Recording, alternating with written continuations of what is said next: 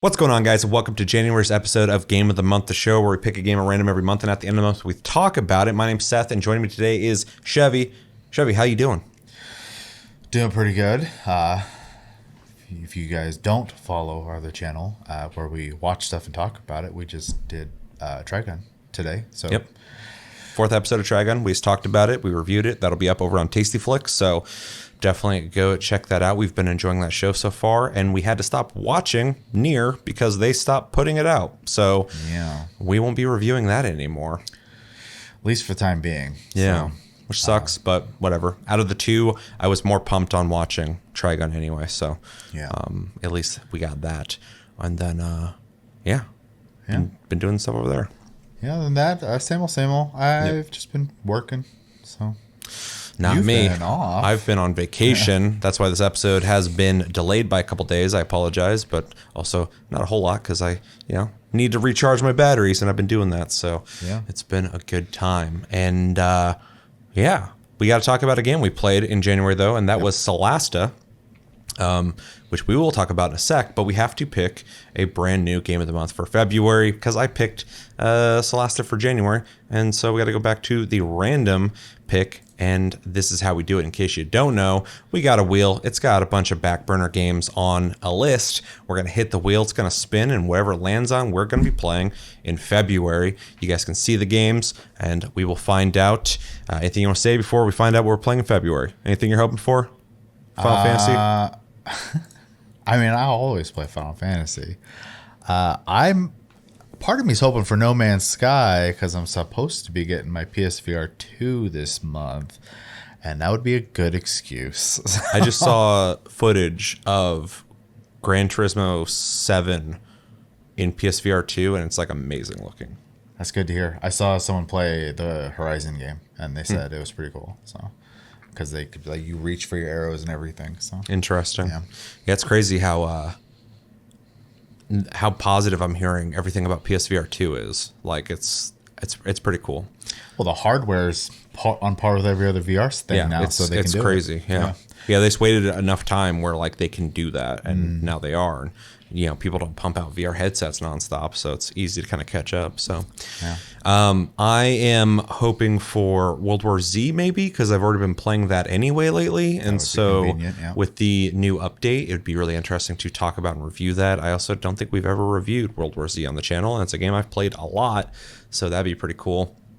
Also, there's another one. ESO, I've been wanting to play again lately, so that would be a convenient one. Halo Infinite would be interesting if we get that as well, just because I don't know what the state of that game is, but I'm hearing a lot of negative things, so we can find out ourselves. But with that, we should just spin the wheel and find out. I'm going to do that in 3, 2, 1, and go. It is spinning. Games are flying by, and it's slowing down to... Oh, wow. Okay. Barely. Okay. Barely landed on Forza Horizon 5. We'll be playing that in February. Okay. Very interesting. What do you think? I think I probably need to pick up the DLCs, even though I don't think that's what necessarily what we'll be covering. But Just the game. Whatever you want to play on that. no, I enjoy the game. I haven't played it obviously since launch, so I'd be interested to see if anything has changed, if they gave away any vehicles in that time, or if I started up and there's going to be 700 ads when I start it in typical Microsoft fashion. So we'll see. Yeah. It's really interesting because I've been playing Need for Speed Unbound lately, and it's actually pretty fun. But I tried the online, and it's not good because you get put into the city with I think 15 other people, and your friends can join too. But to do races, you have to initiate a race. You drive to the spot, you start the race, and then you wait. And a second person has to join the race for it to even start, and there's no NPCs. And so you're dependent on if somebody wants to do the race with you. And when they do, they have souped up crazy cars and they just smoke you instantly. And I'm like, this is a really dumb system. And it kind of just made me want to play Forza Horizon 5. Because I was like, they got this locked. Just copy them. Yeah. Need for Speed should just copy what they did with Horizon. Because it's better. For sure. So I was thinking about it recently, so that's really interesting that we're going to be playing it in February. Yeah, and we had really good connections with Forza as well. I don't remember there being any issues when we were racing. So No, it was smooth. So it'd be really interesting to get everybody together and play it again and review it. So I'm looking forward to it because I've been playing racing games lately. So it was kind of work out for me. Yeah, anything else? just trying to see why it doesn't match on the screen there. What? Oh, it's because that thing popped up. That's why. Okay. Sorry. I was trying to figure out why I said Outriders on the screen, but that's because I removed the thing. yeah. So, all right. So let's just jump into the game we played, which was Solasta. If you haven't played this game or even heard of it, because I only heard of it like a month and a half ago for the first time, it is a turn-based RPG that is in a similar vein as like Divinity Original Sin, Baldur's Gate, games like that. But it's also very heavily inspired by 5th edition D&D and aims to be a virtual simulation of that, essentially.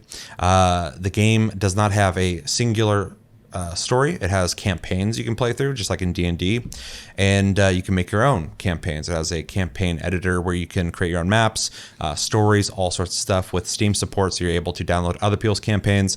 You make your own characters. You can make them just whenever you want, just like, pen and paper, or you can make it when you start a campaign, or you can use some of the pre-made characters. So we played the first and second campaign a little bit, and I downloaded somebody else's campaign to see how that works. And yeah, you essentially play through, you level up. It's very much like D&D. You actually were you were making a lot of accurate guesses to things while we're playing it because of prior knowledge of D&D. And yeah, you play through the campaign, your characters level up. It's up to 4-player co-op. So if there's 4 people, they're all controlling one character piece. Or if it's like 3 people, I would control 2 characters and then somebody would control 1 apiece, or however you want to do it. And you level up, you get new perks. You become the wizard you always wanted to be, or the rogue, or the bard, or whatever. There's a lot of classes in this game, and I think that's about everything. We both played it. And Chevy, tell me your impressions of Solasta in January. Okay. Just because it's honestly probably going to be the shortest part of my impressions, I'm actually just going to start with the bad stuff real quick. Mm-hmm. The graphics are okay in the game. And that's not a deal breaker, but it's definitely noticeable. Especially in character creation, which has very limited visual appearance options. Not a deal breaker. I would love more, though. And then the other pretty big nitpick I have is networking. Stability is kind of crap in this game. Unsyncing happens. All of a sudden you're all playing different instances, even though you're supposedly playing together, and you have to save, quit, reload the game, get people to join in, or in some cases complete disconnects happen. Yeah, you have to do the same thing. And there's an interesting thing that happens. I don't know if it's just on my end or not, because I was always hosting when I played with you guys, but my cinematics would lag. Yes. And I think that was it trying to sync with everybody at the same time. Yeah, it definitely is. And so, you might even see it in this footage. The cinematics, they'll, be jittery and, it's kind of hard to follow. But luckily, you're still hearing what they're saying and making the decisions you want to make. But it does take you out of the immersive experience. Yeah, and so that's something I would like to see improved in the game. But with that is the end of all my complaints for the game. Yeah. The game is a lot of fun. It is literally Dungeons and Dragons without the name. And there's just a lot of choice in character. You can make them ahead of time. You can make them during a campaign as you load into someone's room. Or if you decide you want to play single player and just play all 4 characters yourself, you can do that as well. Yeah, an example of that, too, is before you had even played with us, you had went through and made one of every class. Yep. Just to kind of check out the character creation and kind of, theory craft your classes and stuff like that. Well, to make sure to see if it was pretty much D&D, and it definitely is. So, and no complaint, unless Hasbro decides to change their mind, and I hesitate to say the name in case they decide to be jerks about the video, but Yeah, and I already got my first copyright strike ever covering something recently. So it'd be funny if I got another situation like that. yeah, it'd be scary. Yeah, yeah, you only get 3, so I got 1 now.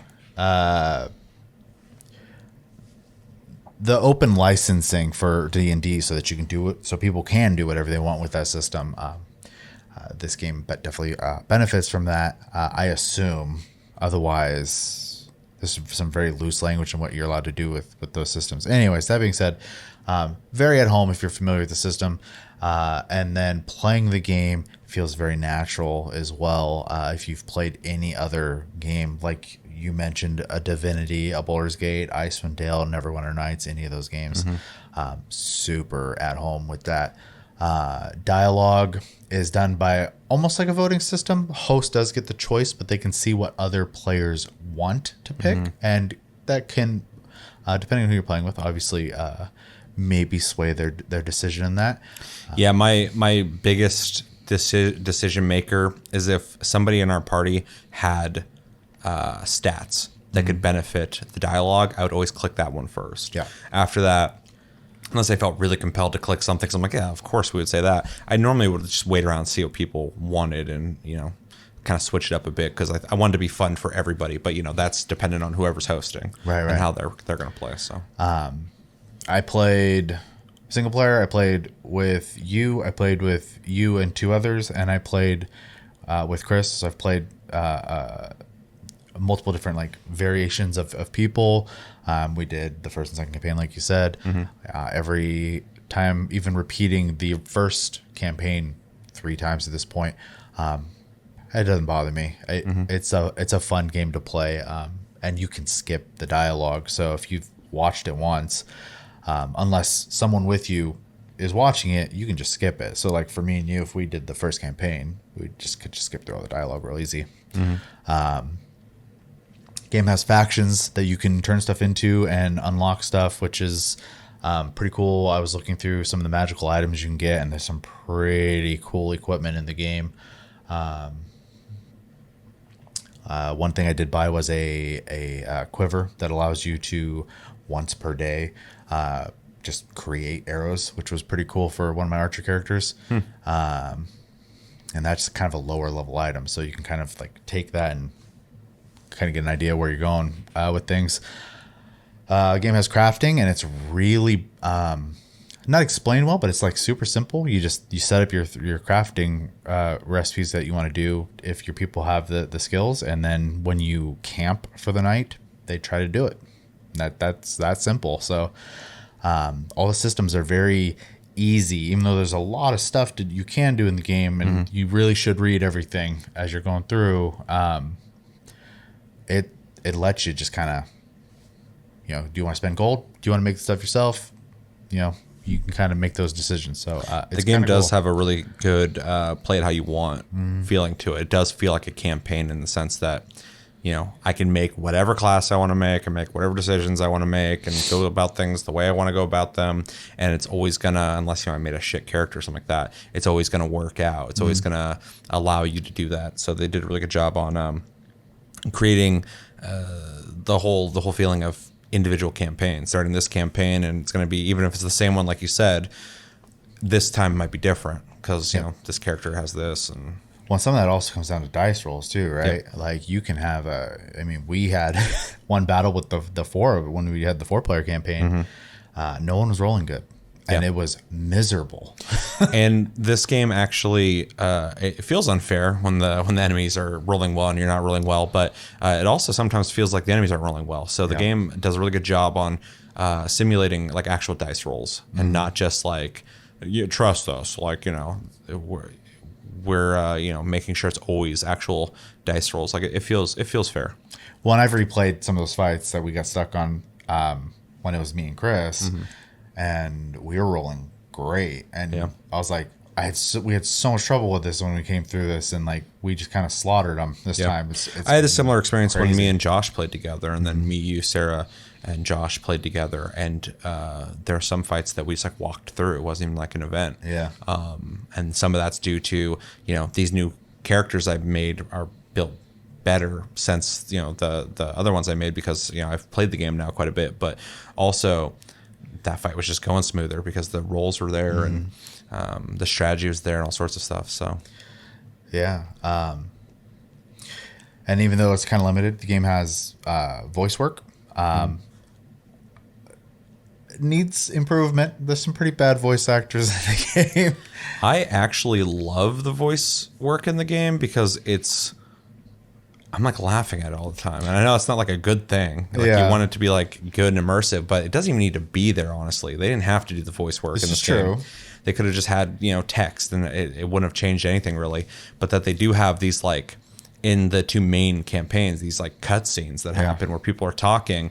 At one point, I'm kind of impressed that obviously this isn't like a big AAA game. Yeah. And so my expectations are not very high. And so that they even went out of their way to do 2 campaigns that are like 30 hours a piece with all this dialogue is super impressive, especially when every character you make can have like 4 different voices. When I super appreciate it, don't get me wrong. Yeah, but then like depending on where you're going, what kind of personalities you have with your classes, all sorts of stuff, or your characters, dialogue can sometimes feel broken. Somebody will say something and someone will respond to it in a really weird way. Yeah. And it's hilarious to me.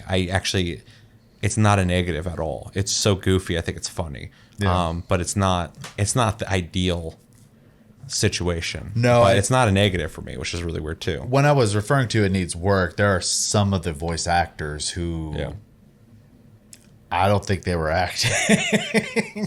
I think they were just reading some lines. Yeah. Especially it doesn't have to be, it's not like medieval fantasy, even though it pretty much is, but like the accents all over the place. All over. There'll be like British people with American accents, yeah, all sorts of shit. And I'm like, what is this place? Yeah, like, and depending on how you view that, I mean, obviously that could be a negative or positive. I mean, we praise Earth Defense Force for how cheesy it is all the time. Sure, it's part campy. of its charm. I'll use the word campy. This doesn't feel campy. It feels like they did what they could with the resources they had. I think it's a good way to put it. That's how I would put it, because they put the effort in, but they just weren't able to nail it. Yeah. But I like it. I think it's funny. Even though you'll talk to a random guy, like there's that guy at the bar who's just like standing there, and you go to talk to somebody, everybody's got their British accents, and all of a sudden that guy just comes up and he's just like, "Hey, I heard you guys talking over there. I'm blah blah blah." And he's just like has like an American accent. He sounds like just some dude they found on the street. And like, just read these lines, we'll give you like $20. Yeah. The guy's like, okay. And that's how they did. Like, that's what it sounds like to me. But I kind of love it. So yeah, it's hard not to like smirk about it when you're playing. So yeah. Yeah. Other than that, one of the things I really like about the game is when you're traveling, there is it's just like an overhead map, and you basically have a token that's kind of traveling across this map. But in the bottom left, they've taken the trouble to put like a log that's happening day by day, and it'll cover the important stuff like you're walking, you're sleeping, you ate rations, which are important. You have to keep track of. But also do stuff like blah, blah, blah, played a flute. Someone, practiced, this other thing. Someone Person meditated. cooked for you. Somebody made food for everybody. Somebody. Yeah. And I love that kind of stuff in any game. So. Well, it sells the idea of an adventure. When you're playing D&D, the idea of, playing with your friends and the almost more mundane aspects of the adventure, not just the fighting, kind of makes it feel like you're on an adventure. And in this game, you go to the zones essentially, and you talk to NPCs and you fight stuff, and the fighting is definitely the highlight. I think the combat's really fun. But those little touches of like, oh, you're traveling from this location to this location, and it's going to take like 4 days. You're eating rations. You're stopping at night to sleep. You can get ambushed. You can run into people. You can ambush people if you run into certain types of mobs. But then also you got this log that's adding like flavor to your characters. It makes you feel like you have a party that's like lively and they're doing things. They're not just like NPCs going like, all right, tell me where to go and what to hit. So yeah, and without like going too into the story of the first campaign, there is a moment where you are Lord of the Rings. You get a piece of equipment, and it quite literally becomes the precious. Yeah. And the fact that is something that someone has to decide that their character is committed to, I think is kind of amazing, to be honest. Yeah, I think it's neat. Yeah, change So- it, like the campaign actually changes. Yeah. From that moment, And it it's a forces cool one little touch. character to participate in that. Yeah. Yeah. So, And pretty you cool. get to have that choice. Yeah, it's pretty neat. And then the second campaign feels completely different than the first one. So they did a really good job on that variety. And I would love to see in the future them release more campaign packs, because you can make your own campaigns, which I think is amazing and something I didn't really delve into too much. I played a little bit with it. I looked at it, but like I don't have the time to make these campaigns. But the tools are pretty robust. You get to make maps individually, characters individually. You can set up mission types and then implant them into your game and stuff like that. And so that's really neat. But they don't have the same kind of quality because there's no voice work in them as like the official campaigns. And so I'd love to see them in the future implement more campaigns and even sell them. If they're 30 hours a piece or whatever, oh, they should 100%. you could totally be selling sell them. those campaigns, official campaigns, and I would buy them, because once I'm done with the first campaign, second campaign, I'll play other people's campaigns. I hear they're really great. I was looking at reviews, but to get another official campaign would be really cool and be a great way for them to keep making money, add new classes, all sorts of stuff. So, yeah, for sure. I only got a couple more things to add, and then I'll let you kind of go on with your impressions of the game itself. But you kind of brought up combat, and I haven't talked about it yet. But combat is pretty much what you would expect out of this type of game if you played one before.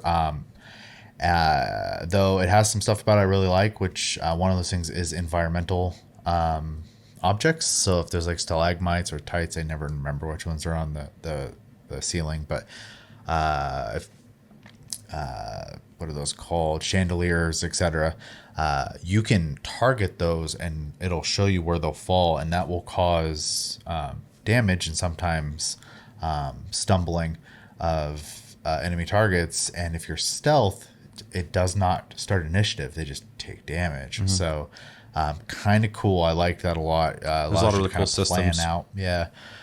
Spells are not safe in certain circumstances. For example, and I didn't get a chance to play with it yet, but when we stopped our 4-player campaign, I just unlocked Fireball, and its AoE marker is huge. And if you guys are standing in that, you're getting hit as well. So you have to think a lot, especially if you become like a spellcaster, because spells get pretty wild and become very situational, because you can't just unleash them whenever you want unless your party's just okay with taking a crap ton of damage with the monsters or the enemies. So which I appreciate, because it doesn't make sense to throw a fireball and your buddies are just immune to fire all of a sudden. So I like that aspect of it a lot. And then all the classes feel fun to play. I have played now a paladin, I've played an archer, I've played a wizard, and I've played a bard so far, and they've all been fun in combat, all of them. The most boring one's been my fighter or my archer, because fighters are kind of smooth brain. They do one thing. So like, I'm powerful, but it's not like there's no like flair to combat. I just aim, shoot, that's it. That's kind of like my rogue when I first started building him. For like the first 4 levels, he would just stab people, and he's really good at it. I just walk him and go boom and do a huge chunk of damage, but like I didn't really have moves for a while, and I was like, oh, this guy's kind of basic, but now it's kind of getting fleshed out. But the worst class I played so far, and I think it's my fault, is the warlock. I don't think I made him right, because he misses way too much, or I'm not playing him correctly, possibly. So I think it is an error on my part, but that's been the least fun I've had. But I also can kind of echo what you're saying. Every class I've played, and I've played quite a bit of them, because a lot of times I'm playing 2 characters on every campaign. So, and I've played, I think, 5 different campaigns at this point. They've all been great. I've enjoyed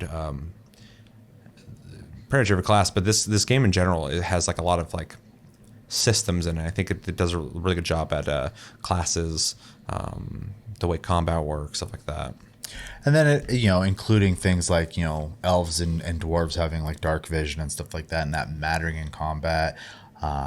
Even to the extent of like spiders do worse in light, but you do better in light. So it's like in completely your benefit to like light up the spiders so that you can hit them more often and make them miss more often is a good example. So Yeah, there's again a lot of systems in place that the game has that feels like it's really the highlight of the game. Like even when you're talking about environmental things you can use, light matters in the game. We learned the hard way early on that we were trying to shoot people from across this cave, and the cave was dark, and we were missing a lot. And I was just like, wait, I'm pretty sure this has to do with light. So that's really neat. And then like there's certain spells and enemy types that can like walk up walls, and that changes things quite a bit when there's an enemy on the down a cliff attacking you while you can't walk down that cliff. So you have to start getting kind of creative. There's just a lot of systems that I really enjoy. Yeah, and if you're not familiar with Dungeons and Dragons, it might be a little overwhelming, but I would just suggest, like, if you go through combat, you can lose. It'll reload before the fight starts, and you can try again. So like, don't worry about too much. It's not punishing as long as you're saving. Take those failures. I've died plenty of times at this point, and had to start the fight over. So it happens. And it's so funny too, because sometimes I'll just get like destroyed in a fight, and I haven't died a whole lot of times, but I've died a couple times, and or failed because somebody important died, and then I would reload it and the fight would go completely different. So it's literally like, a lot of it's your tactics. You're gonna know how the fight's gonna go, kind of. They're always different, but like it's all the dice rolls. And the dice is a big one. And then even things like athletic checks, like if you try to jump a huge gap, most characters can't do it unless they have high athletics, and they still have to make a roll to make that jump. So I had a dwarf character on one of my campaigns who every time he jumped across anything would always fall down. He didn't take damage, but he'd always go and just hit the ground, have to get back up. But if that was in combat, you'd have to take a turn to stand then.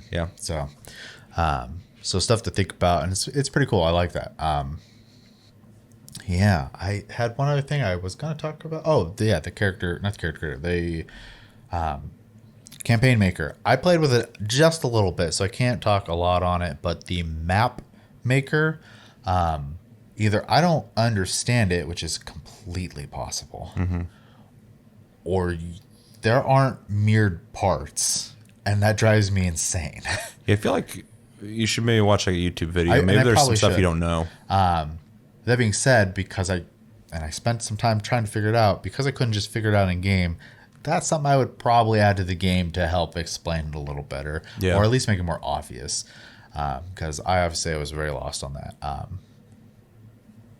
That's pretty much all I got in that. But it gives you a grid. Things fit, within those things. You can pick what size of grid you want to do for the part you're making. I was trying to make like a little town, for example. If I could figure out how to make symmetrical walls and stuff like that. Otherwise, it's really simple. It's just drag and click. So those are all my impressions. I overall, minus a couple nitpicky things here and there, I had a blast. So pretty much echo the things you didn't like about it. I do think the networking is something that could be improved for sure. I also am maybe too understanding of that this isn't a giant AAA company that made this game. It still sucks, but it's still playable, so it's not that big of a deal. But the disconnects are kind of annoying. It seemed like it's happening to certain people more often than others, but there were some times where people just got straight up like dropped out of the game instantly, and other times where it's like this long drawn out thing where like, are they getting kicked? What's going on? Well, like I had a moment, for example, with Chris where I crit hit someone, but on his screen I missed. So our game's unsynced completely. Interesting. But we were still... Oh, that happened to us, though, didn't it? When we fought the gorillas? Similar, yeah. Yeah, because on my screen or your screen, I don't remember. One of us got like the final blow, and it was supposed to be the end of the fight, but when that happened, it said game over. And it's because on the other screen, one of the characters had died. Yeah. And that was a game over situation. And so we both saw different things. I was like, what just happened? Yeah.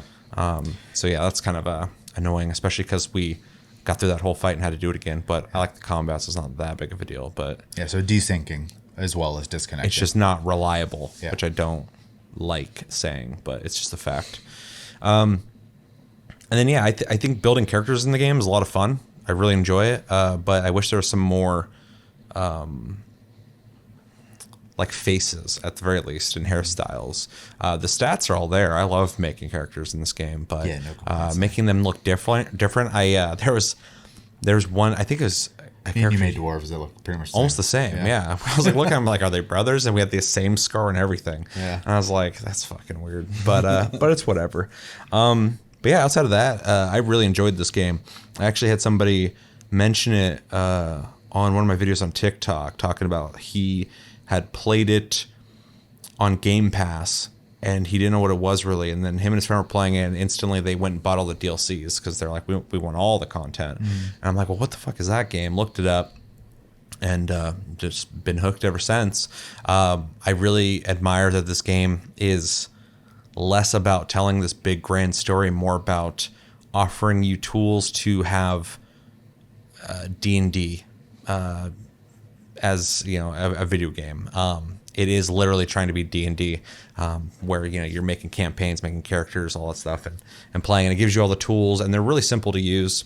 There are obviously some things in the editing that either we don't get or could be better. It'd be really confusing if you couldn't make symmetrical maps. But I really like that it's just all about the systems, all about the tools in place for you to be able to get what you want out of this game. Whether you just want to play through a campaign and you don't want to make characters, you can make, or you can play the pre-made ones, or you can get hands-on and make your own campaigns, which I think would be really neat if somebody just like being like a dungeon master, you know, sat and worked on a campaign and then them and their friends played it. That would be really neat. And it's cool that it even offers that, because there's not really a whole lot of games like that. I know back in the day, I think Icewind Dale had something like that, had like a D&D or DM mode or something like that. Neverwinter Nights. Neverwinter Nights. Neverwinter Yeah. Nights. Yeah. So, you know, back then they were able to do stuff like that kind of, but nowadays you don't really see a whole lot of that. So it's cool this game's trying to do that, and I think they do a pretty good job at it. Like I said before, all the classes are really cool. There's quite a bit of them, all with, you know, completely different natural stats, perks. There's 2 different types of dwarves, which I think is cool, and there's 2 different types of one of the elves, which is really cool. And there's like personality stuff, which I like too. You get to pick one of 4 determining personalities, which I think affects the way your character talks. And then you get a bunch of like what would essentially be like chaotic neutral and chaotic evil type things you can pick from to kind of craft how your character is going to talk in dialogue and decisions that they'll have to make. So you get some pretty cool variety with a varied party of, you know, characters that a bunch of different people made, which leads to dialogue that's always interesting. I have not played a campaign that felt like the other campaign when it came to how the party reacted to the dialogue. You know, obviously the characters you talk to are going to say the same thing every time, but yeah, it also depends if it's a story cutscene, the dialogue stays the same. Yeah. But if it's like stuff happening, a good example of that what I think was Sarah's character didn't talk a lot, and there would be times where like someone would mention something that maybe led to like loot or something. All of a sudden they were interested. Yeah. Yeah, and it just adds character and flavor to the characters you created in the campaign you're playing. So I really appreciate that, even though it does come out kind of clunky in the voice work, but I already kind of talked about it. I like that. So I prefer it not be there, but at least it's in a funny way that it happens outside of just an annoying one. Yeah, so the campaigns are cool. I've played both of them. I think I put about 30 hours into this game, but I've been playing multiple campaigns, so I haven't gotten super far into the game. I think one of my highest level characters is like 5 or 6, and this is like D&D, so like every level is like a huge fucking jump on your character. Like you get some pretty substantial increases every time you level. Yeah, that might not be everyone's thing, just to kind of throw that out there. Leveling is not fast. Yeah, it's not fast, but it's worthwhile when it happens. Yes. And gear's not plentiful, but there is definitely gear. And you'll find like, you know, rare gear and stuff like that. So you get to really kind of build your character out. I do wish there was more weapons and armor types, but there's plenty in there. But it'd be cool if there's even more variety. But yeah, the campaigns are cool. I think they're well enough done. And yeah, I like the way they do them. I also like that people can make them. So, and you can download them on what's that Steam thing? Workshop. Thank you. You can just upload them to Workshop. You can subscribe to them, and you can play other people's campaigns. So it's like perfect to exchange things people worked on. And then obviously with the rating system, you can really find like the ones people are really enjoying. And one of them I downloaded it, they said was like a 30-hour campaign. And all these people are like, oh, this is great. Like, I can't believe somebody made this. Yeah. I'm like, that's awesome. I love that's a thing. Yeah. I'm actually surprised that something like Josh, at least from a writing perspective, would be interested in trying out. Because I know he likes to write, so. Yeah, well, maybe he can write one and someone else can make the campaign. True. If he doesn't want to do that. Yeah, so the campaigns are cool. Decisions are cool. There's a lot more to them than I thought there would be, so that's a good thing for sure. Combat's awesome. I really enjoy it. Even when I'm not rolling well, it feels fair, so I appreciate that. And when I'm doing well, it feels awesome. Like, everyone seems to get really excited when their character does something really good, like do a huge chunk of damage, or actually, a strategy actually works out the way you wanted it to. That's always satisfying. The locations are varied and the environmental stuff is there, so you always have new challenges and new strategies you have to think up in every encounter. I really like the travel system. I think it's really neat. It's really basic. It's really simple, but like, you click on a location on the map and your party starts moving across the map. Days go by, food goes by, random encounters happen, and it's always a lot of fun to find out what happens on that adventure. And that log you had mentioned, I think, is a really nice little touch that didn't need to be there, but that it is. I enjoy kind of reading it and seeing what happens on the journey. So kind of helps with the immersion factor of random characters getting fleshed out. So, yeah. Systems are great. I think it has a lot of great systems. We already went over them, but I just want to kind of say it again. This game, before anything visual, is all systems. And they thought a lot about how to implement very D&D like rule sets into a digital game. And I think they did a really good job on that. I'd love to see them, add even more to it if they wanted to. The foundation's built. It's great already. It could only get better. So hopefully they support this game. And what else? Yeah, networking sucks. That's like the worst part about the game. But other than that, the game's a blast. I didn't play it by myself, not out of not wanting to play it by myself, but more so I enjoyed playing with people so much that that's the way I want to play this. It's definitely better with people, and I think the reason for that, outside of the social reasons, is that when you're playing 4 characters, you're like aware of every tactic happening, obviously, because you're making them all. But if like you're playing multiplayer, and everyone's playing their character the way they want to, you have to kind of like change your strategy around other people's brains and stuff. So, or somebody thinks up something you didn't think of in a situation. You're like, oh shit, that's a good idea. Yeah, and I mean, D&D is a pen and paper game you play with friends, right? And this is basically a replicating that. And so, yeah, I think that's definitely the way to play it. Also, you can join randos games too, if you want. Or, like I said, you can't play single player. But. Yeah. Yeah, but all in all, it's a solid game. I'll definitely be playing it after this month. Well, I guess we're already in February, but I'm going to continue playing it. I really enjoyed playing it. I have those campaigns with everybody I'm playing with, and I want to continue those. I haven't beat a campaign yet, but I hear that you can either... when you make your characters, they always start at level 1. But I guess when you beat a campaign, you're able to export that character and continue on in another campaign. And I believe that, I read that, so I haven't seen it, but I believe that because some campaigns that are in the workshop suggest that your character is like level 12 starting. Oh, interesting. So I like that. Okay. Yeah, so that's very much like D&D. You can carry your character sheet, exactly. And or the character sheet exists as a default in the beginning, and you can take that same character and put in another campaign at level 1 again. So there's just a lot of freedom to that I really like. So the game's really well thought out, and I think its biggest limitations are all things that come down to resources and not a lack of ambition. Because I think they've really tried to do as much as they could in the best way they could with this game. You can tell these people really wanted to make a D&D game that was like playing D&D in real life, but in a video game. Someone's gonna do it. Exactly. This is one of those situations where if they're not going to do it, then somebody can. You just can't call it D&D, but they obviously are making D&D, and I think they did a really good job with what they got, and I hope they support it. Yeah. Because it's a really cool game that I'll definitely continue playing. Anything else you want to say? I've said enough. Yeah. Okay, let's jump into recommendations then. I would recommend it to anybody who's into D&D. If you like pen and paper games in general, not just D&D, this is a really good attempt at making a open platform to get as much out of a D&D or pen and paper experience as you can through a digital game. Making campaigns, writing stories, making characters, playing through campaigns, stuff like that. So if that sounds interesting to you, play it.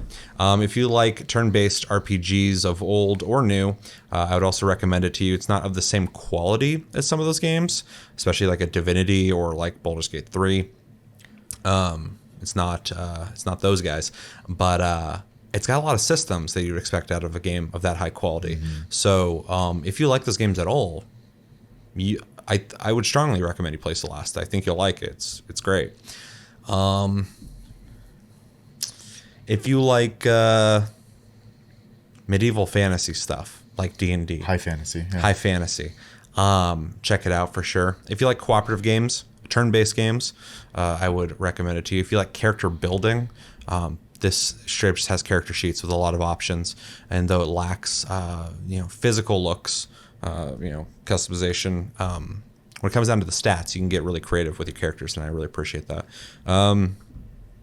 Anything you would add? If you're a creative type and you like the idea of making your own campaign that people can play through, there's not a lot of games that are going to do that. So I would definitely say this is a good avenue for a creative outlet. Yeah, I agree with that. Yeah, if you are somebody who always wanted to DM or likes DMing already, or if you just like writing stuff, if you like creating stuff, you can make your own campaigns, which is really cool. And anything else? I can't think of much, because even though I would recommend to a lot of people, it's also pretty specific. Yeah, I mean, there's just gonna be people who straight up can't play this game because the pacing, like combat, can take a while. Yeah, if you're not into turn-based combat, I'm not gonna be like, this is gonna change your mind. It's literally it's more of the same. So But and if you're just a fan of playing tabletop games and you want to be able to do it from your computer, I mean, this is in that avenue. So all right, let's grade it. I'm struggling because part of me wants to go high, another part of me wants to keep it reasonable, because I did really enjoy this game. It does have some weaknesses, and one being pretty crucial, the networking is a pretty annoying thing, but it's not game breaking, it's just fucking annoying. I'm gonna go with a very, very, very, very light A-, just because what it offers is not offered by almost all games. It feels unique in the sense that it is giving you all these tools to have this D&D experience, and I think they do a really good job at it. It's a really great effort. It's a lot of fun. I could see myself playing this game for a long time, doing campaigns. Hopefully they add more, or playing other people's campaigns. And for that alone, it's just it's got a place in this genre that I think more people should know about this game, because I think it's a really, really it's a diamond in the rough, but it's definitely a gem. It's a really fun game. So really light A-. I don't want to go too high though, just because it has some things to it that I think holds it back a little bit, but nothing too horrible. So I mean, I'm going high with an A, or A-. So A-. Yeah, I mean, I'm going to echo you. I think I've been thinking A- since we started recording, and that hasn't changed through the discussion. It does have issues, but I think the things I enjoy just so outweigh it that when things do go wrong, I just kind of accept it and wait to load back in so I can keep playing. So every once in a while we play a game where I'll have some issues, but I enjoy the game so much I'll overlook them, because I'm like, this is the only game I got that's like this. So I just think it's a good time, regardless of how many people I've played with. I do prefer to play it co-op, just because I like being able to be in a Discord call with those people while playing and having a social interaction. But